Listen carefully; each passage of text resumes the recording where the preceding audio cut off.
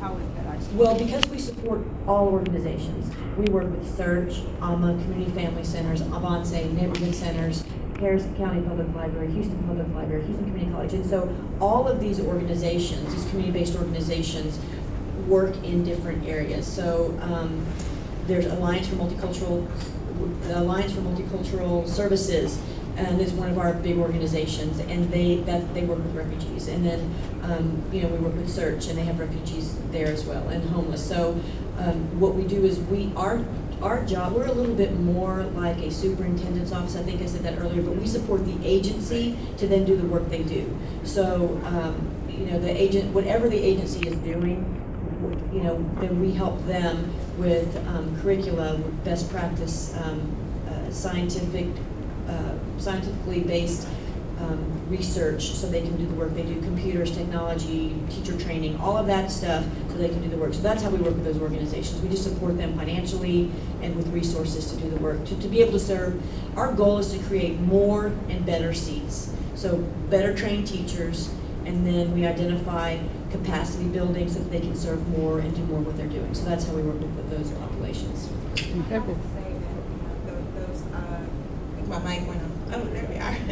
Have to say that those questions are coming from a young lady who, part of her responsibility, she serves as community involvement coordinator with the library, and it's about understanding what resources are out in the community and that are available. And so, definitely, yes. And so Trinika and then Jana, who's sitting next to her, are team members from the Carnegie Neighborhood Library and Lifelong Learning Center. So they've been doing some awesome work, and those initiatives that I reference are due in great part because of their work and their commitment. So thank you.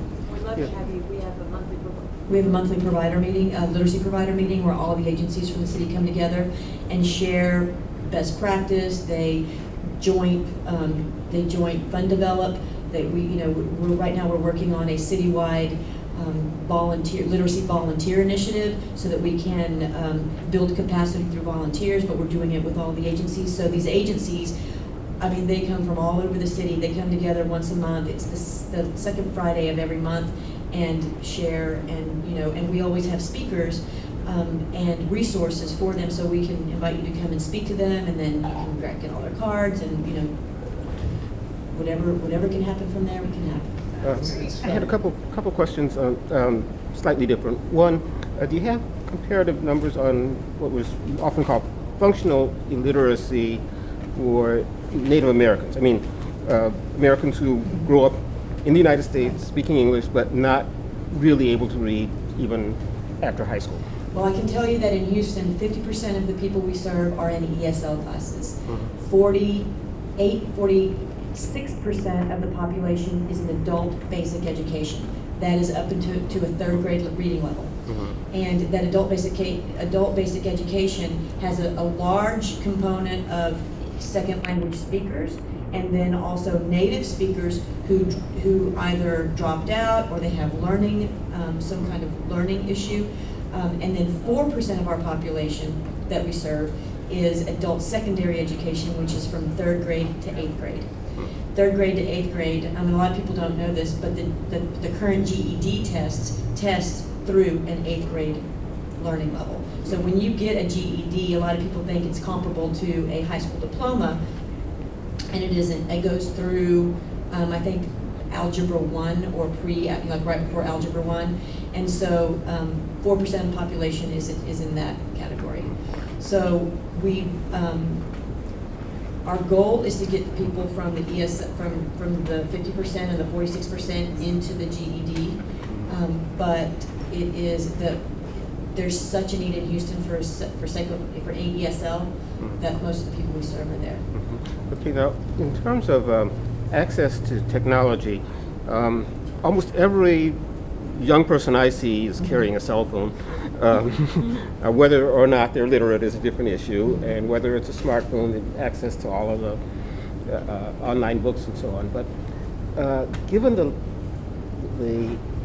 apparent popularity of technology here, does this make it easier to get online books and whatnot into people's hands, or is that still, Well, I can tell you, we have an amazing partnership with the Houston Public Library, and our instructors and our center managers work with them to sometimes we take field trips and bring our students to the Houston Public Library to get a card. And I can tell you that all of our ESL classes use Mango language. And I'm a huge, cheerleader for Mango language and for the Houston Public Library website, and all of the resources they offer. But getting literacy centers that have our job, one of our struggles is making sure that all of our literacy centers, because sometimes they're faith-based organizations, sometimes they're really small community-based organizations, they may not even have the technology.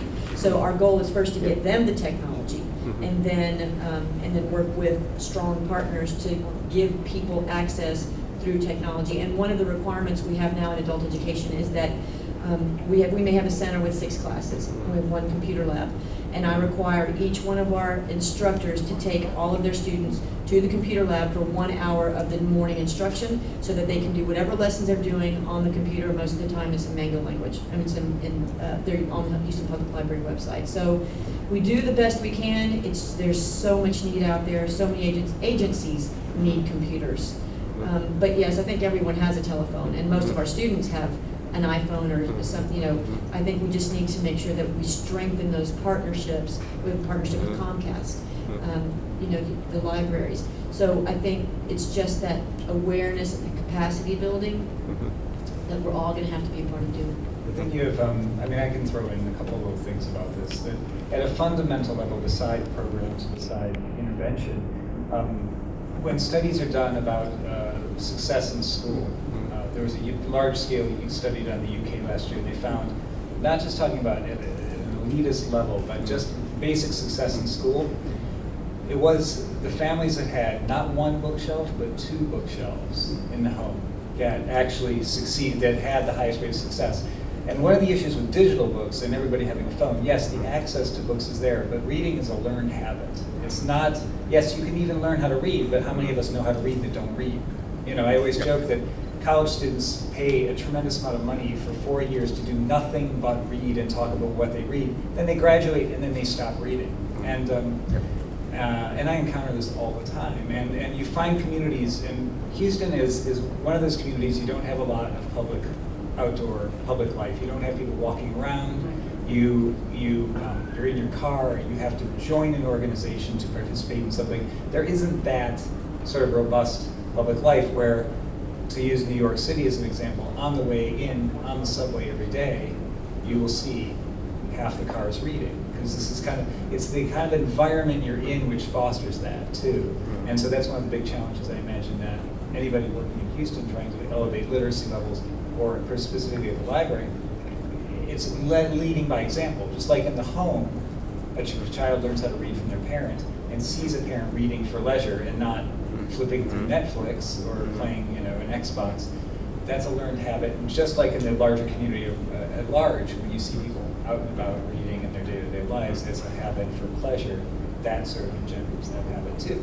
So, again, that's one of those issues with computers and libraries. If people only use libraries to go surf the internet, I don't know if that's going to help anybody that are. I think we need to go farther than that. If you